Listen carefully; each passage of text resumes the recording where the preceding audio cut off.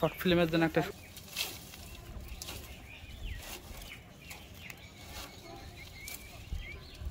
আরে চাকরি আমার হয়ে গেছে, আর গরিবের খাবারের টাইম আছে।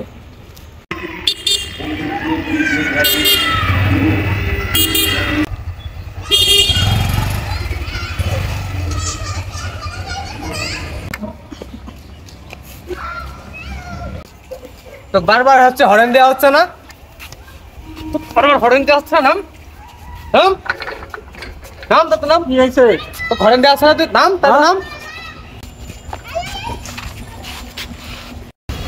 আপনি মারছেন কে? হ্যাঁ মারছেন কে? আপনি মারছেন কে? বলবেন তো আপনি মারছেন কে?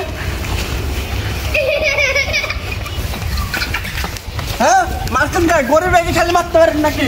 হ্যাঁ ও তুই গরিব, তো কতবার হরেন দিচ্ছিস তুই? তুই তুই হরেন মারা লাগে একটা মারি দেখেন গা, গরিব একে মারবেন কে? আমি ভ্যান চালালে আপনি মারবেন? তো কতবার হরেন দেওয়া আছে?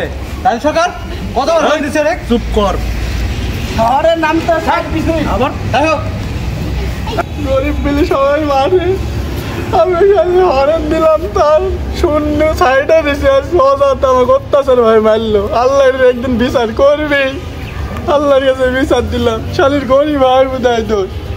আল্লাহ তুমি এই দোষ, এই কঠোর ব্যবস্থা লিও আল্লাহ।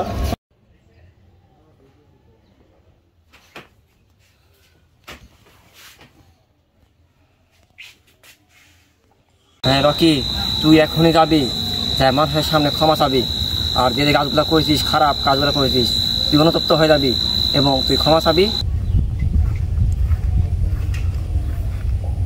সুদীপ ভালো আছো? সেদিন তোমার সাথে অনেক বড় অন্যায় করেছি ভাই। হৃদয় ভাই কেমন আছো? আলহামদুলিল্লাহ ভালো আছি স্যার, আপনি কিরকম আছেন? সেদিন তোমার প্রতি আমি খুব জুলুম করেছি ভাই, অন্যায়টা আমারই হয়েছে, তোমার কোনো দোষ ছিল না। আমি তোমাকে অযথায় মারিছি ভাই, আমাকে ক্ষমা করে দাও ভাই, তুমি আমাকে ক্ষমা করে দাও ভাই। দেখো তোমার অন্যায় ভাবে অনেক অত্যাচার করেছি, অনেক মারধর করেছি, আমাকে ক্ষমা করে দাও। জীবনে পাপ অনেক করেছি, তুমি ক্ষমা করে দাও ভাই। আমি সেদিন কোনো দোষ করছিলাম না, আমি ভ্যান চালাচ্ছিলাম, আপনি সাইডও দিছিল, কিন্তু আপনি এসে আমার সাথে কোনো কথা না বললে আমাকে মারতে লাগলেন। সাথে আপনার ড্রাইভার ছিল, আপনি আদারে মারলেন। আমি অনেক কষ্ট পাইছি, আল্লাহর কাছে এই বিচার দিয়ে রেখেছিলাম।